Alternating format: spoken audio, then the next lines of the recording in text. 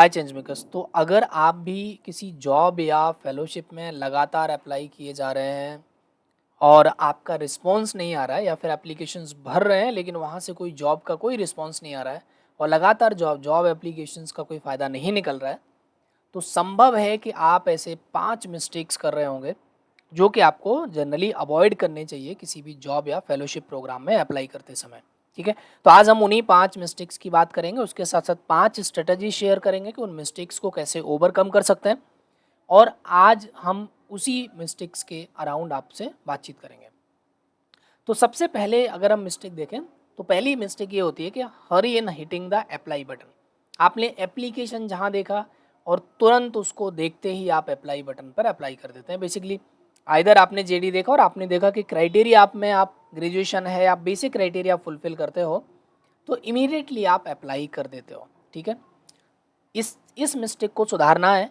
कभी भी डायरेक्टली तुरंत अप्लाई नहीं करना है। ठीक है, उसका रीज़न ये है कि आप जब तक उस फेलोशिप या फिर जॉब प्रोग्राम का प्रॉपर जेडी नहीं पढ़ लेते हैं, उस ऑर्गेनाइजेशन के बारे में नहीं पढ़ते हैं और समझ नहीं लेते हैं कि आपको क्या करना है और ये जॉब आपके लिए है कि नहीं, तब तक आपको अप्लाई नहीं करना। तो जल्दबाजी नहीं करना है।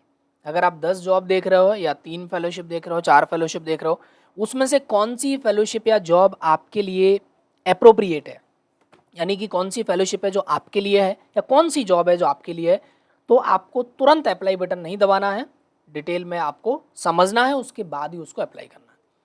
सेकंड ये है कि आप सीबी एसओपी या कवर लेटर, एक ही सीबी एसओपी कवर लेटर को हर जगह आप छापते हो।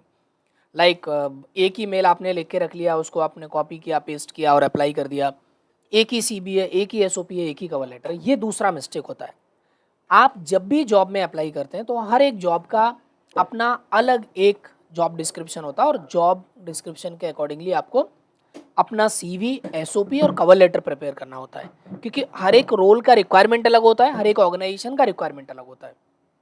तो आपको अपने सीवी में वो सारे चेंजेस करने हैं जो उस जॉब में चाहिए। मान लीजिए कि जॉब रिक्वायरमेंट में कुछ की स्किल्स हैं जो कि रिक्वायर्ड है, या कुछ प्रोजेक्ट का एक्सपीरियंस रिक्वायर्ड है। ठीक है, जैसे हेल्थ का हो गया, आप एजुकेशन हो गया, कुछ और हो गया, तो आपको अपने सीवी में वो बदलाव करने हैं, वो एक्सपीरियंसेस ऐड करने हैं, वो आपको स्किल्स एडिट करने हैं। दूसरा, अपने सीवी को रिलेवेंट बनाना है, अपने कवर लेटर को रिलेवेंट बनाना है। और एसओपी, एसओपी में लगातार हम मिस्टेक्स करते हैं कि एसओपी को लिखते समय एग्जैक्टली हमको हर एक जॉब के लिए, हर एक फेलोशिप की एक अलग एसओपी लिखना है। कई बार आप गलती करते हो कि सेवा फेलोशिप के लिए जो आंसर लिखे थे उसी को हमने इंडिया फेलो में डाल दिया। नहीं, दोनों फेलोशिप, दोनों जॉब क्राइटेरिया अलग हैं, और उनके हिसाब से आपको बनाना है एसओपी, दोबारा से लिखना है एकदम से। ठीक है, कवर लेटर कि आपका रिक्वायरमेंट ये है और उस रिक्वायरमेंट के आधार पर मैं यहाँ पे स्टैंड करता हूँ। डिटेल में सीबी एसओपी कवर लेटर पे वीडियोस है हमारे चैनल पे, तो अगर आप सीखना चाहते हो और ग्रो करना चाहते हो तो ये एक चैनल है, step add learn and grow, जो हम लोगों ने स्टेप एड इंडिया के अलावा दूसरा एक कम्युनिटी क्रिएट किया है, जहाँ पे हम जॉब्स के बारे में, इंटरव्यूज़ के बारे में बात करते हैं। उसके अलावा एक और चैनल जिस पे आप ऑलरेडी जुड़े हुए होंगे, स्टेप एड इंडिया, जिसमें हम फेलोशिप्स के बारे में, अपॉर्चुनिटीज़ के बारे में बात करते हैं मोस्टली। नेक्स्ट मिस्टेक पे चलते हैं। तीसरा मिस्टेक है कि not meeting the job requirement. अब मान लीजिए कि आप जेडी में कुछ कुछ रिक्वायरमेंट ऐसे दिए हैं, जैसे आपका क्वालिफिकेशन का रिक्वायरमेंट दिया हुआ है, ठीक है, वर्क एक्सपीरियंस का रिक्वायरमेंट दिया हुआ है, ये तो बेसिक है। बट कुछ डिज़ायरेबल रिक्वायरमेंट दिए होते हैं, ठीक है, कि आपका पुराना जो वर्क एक्सपीरियंस है वो इस पर्टिकुलर फील्ड में होना चाहिए, आपके पास टेक्निकल स्किल्स होना चाहिए, ये वाले पर्टिकुलर स्किल्स होना चाहिए, या ये वाले कैंडिडेट प्रीफरेबल है। या फिर ऑर्गेनाइजेशन का जो सेक्टर है, ऑर्गेनाइजेशन जो जिस सेक्टर में काम करती है, उस तरह के लोग चाहिए। तो जब आप जॉब रिक्वायरमेंट को मीट नहीं करते हो, लेकिन फिर भी आप अप्लाई कर देते हो, ठीक है, कि चलो ठीक है कर देते हैं यार, क्या होना है, तो आपको एटलीस्ट 80% क्राइटेरिया मेट करना चाहिए। एलिजिबल जो क्राइटेरिया एलिजिबिलिटी का, तो 100% मैच करना चाहिए। बाकी 30% में आपको डिजायरेबल क्राइटेरिया या ऑर्गेनाइजेशन का सेक्टर या रिलेवेंट एक्सपीरियंस आपके पास होना चाहिए। अगर नहीं मीट करता है, डोंट अप्लाई, क्योंकि आपका एफर्ट जाएगा, एनर्जी जाएगा, और जब रिस्पॉन्स नहीं आएगा तो नेगेटिविटी आपके जीवन में आएगी। इसलिए बेटर है कि हम उन अपॉर्चुनिटीज़ में नहीं अप्लाई करें जहाँ पे हम जॉब का क्राइटेरिया मीट नहीं करते। ये तो हो गया ऑर्गेनाइजेशन की तरफ से क्राइटेरिया। कुछ आपने क्राइटेरिया बनाया होगा, जैसे मुझे किस लोकेशन पे जॉब चाहिए, मुझे किस सेक्टर में काम करना है, मुझे कितना सैलरी चाहिए, स्टाइपेंड चाहिए, इस तरह का। तो हम लोग ये एक काम ये कर सकते हैं कि आप हम लोग अपने क्राइटेरिया को पहले लिख लें और ये देखें कि यार हमारा जो जॉब क्राइटेरिया है क्या वो ये जॉब अपॉर्चुनिटी या फेलोशिप पूरा करती है। अगर वो पूरा करती है तभी हम अप्लाई करें, नहीं तो हमने कब कम सैलरी वाले के लिए अप्लाई कर दिया लेकिन लास्ट में ज्वाइन नहीं किया तो आपका एनर्जी मिस हुआ, एफर्ट आपका गया और लास्ट में जो हायरिंग एजेंसी है ना उसका भी नुकसान हुआ क्योंकि आपने लास्ट में ज्वाइन नहीं किया। फोर्थ में अगर आप जाते हैं तो अप्लाइड एंड फॉरगॉट, ठीक है। कई बार हम ये देखते हैं कि यार हमने अप्लाई किया और अप्लाई करते गए और हमें याद ही नहीं है कि हमने कहाँ अप्लाई किया, ठीक। तो इससे बचने के लिए आपको ध्यान में रखना है कि जो भी जॉब एप्लीकेशन आप अप्लाई करें उस जॉब एप्लीकेशन को आप अच्छे से जॉब डिस्क्रिप्शन को पढ़ के, जॉब स्पेसिफिकेशंस को पढ़ के एक शीट प्रिपेयर करें और उस शीट में आप डालते रहें कि आपने किस डेट में किस ऑर्गेनाइजेशन में किस रोल के लिए अप्लाई किया था, उसका लिंक और डिटेल्स वगैरह भी डालें ताकि आपको ये आइडिया रहे कि यार मैंने कहाँ कहाँ पे अप्लाई किया है और आप उसको समय के हिसाब से ट्रैक कर पाएँ, वीकली आप ट्रैक कर पाएँ कि यार मैंने कहाँ पे वो किया था। तो एक एक्सेल शीट बना लें, कॉलम होंगे सीरियल नंबर, आपने ऑर्गेनाइजेशन जहाँ पे अप्लाई किया है उसका ब्रीफ, जॉब रोल जिसके लिए अप्लाई किया है उसका ब्रीफ, एंड देन किस रोल के लिए अप्लाई किया है उसका ब्रीफ, एंड देन उसका ईमेल आईडी जहाँ पे आपने अप्लाई किया है, एप्लीकेशन लिंक जहाँ पे आपने अप्लाई किया है और डेट ऑफ एप्लीकेशन जब जिस डेट में आपने अप्लाई किया है, ठीक है। और जेडी का लिंक या जेडी का डॉक्यूमेंट का आप एक फोल्डर में बना के रख सकते हो।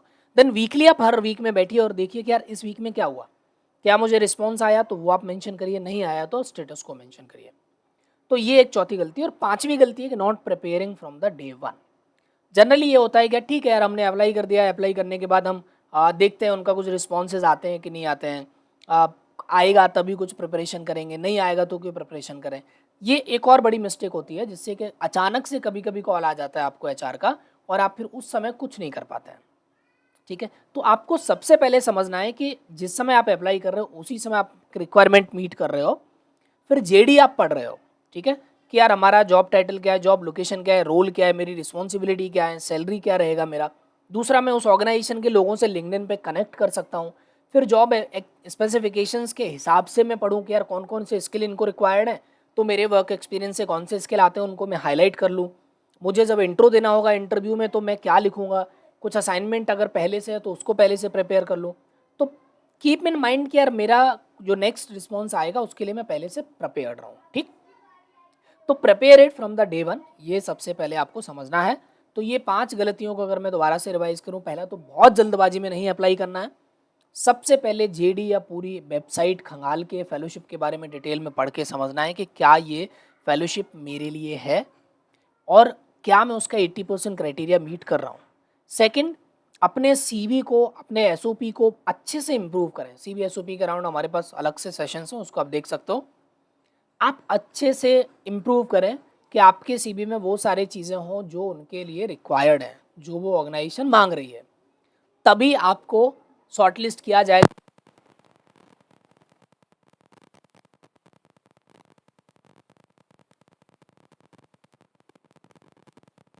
जिसके थ्रू ऑर्गेनाइजेशन में आगे प्रोसेस में जा सकते हो, ठीक है।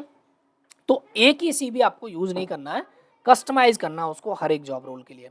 देन 80% क्राइटेरिया मीट करना है, अप्लाई करके भूल नहीं जाना, एक ट्रैकिंग शीट रखना है अपने पास ताकि आप अपने जॉब्स को ट्रैक कर पाओ। और लास्ट में आपको डे वन से प्रिपेयर करना शुरू करना है ताकि ऑर्गेनाइजेशन क्या करती है, क्या काम है, उसके न्यूज़लेटर्स पढ़ना, उसका एनुअल रिपोर्ट पढ़ना, उसके एम्प्लॉयज़ से बात करना, उसके सीईओ वगैरह को रीच आउट करना, उनको सुनना। तो ये सब आपको बहुत अच्छे से हेल्प करेगा, ठीक। तो आप और बताइए कि आप में से कितने लोग इस तरह की गलतियां कर रहे हैं और आपसे नहीं करेंगे, कमेंट बॉक्स में। नेक्स्ट वीडियो में हम लोग डिस्कस करेंगे कि 5 ऐसे प्लेटफॉर्म कैसे हैं जिन पर आप जाकर जॉब को सर्च कर सकते हो। हमारा एक जॉब रेडीनेस प्रोग्राम चल रहा है जहाँ पे हम 1 मंथ में स्पेसिफिकली प्रिपेयर करवाते हैं यूथ को कि वीक वाइज, ताकि वो अपने सीवी एसओपी इन सबको इम्प्रूव करें, लिंक्डइन को इम्प्रूव करें, अपने जॉब को आइडेंटिफाई करें और कम्युनिकेशन को बेटर करें। तो अगर आप जॉब से रिलेटेड, सोशल सेक्टर में जॉब से रिलेटेड अगर आप प्रिपेयर कर रहे हैं तो आप इस चैनल को देख सकते हैं। यहाँ पे आपको लाइव मिल जाएंगे कि आपको कैसे करियर को डिसाइड करना है, फिर कौन कौन सी जॉब हंटिंग की मिस्टेक्स को वो करना है, फिर पर्सनल कम्युनिकेशन को कैसे बेटर करना है, एंड देन प्लेसमेंट सपोर्ट आपका कुछ कोर्सेज हैं, ठीक है। तो ये सारे फ्री कोर्सेज हैं जिनके थ्रू आप यहाँ कनेक्ट कर सकते हो। तो ये सारे वीडियोज़ अवेलेबल हैं, इनको देखिए और आगे से वो गलती मत करिए जो आप अभी तक कर रहे हैं।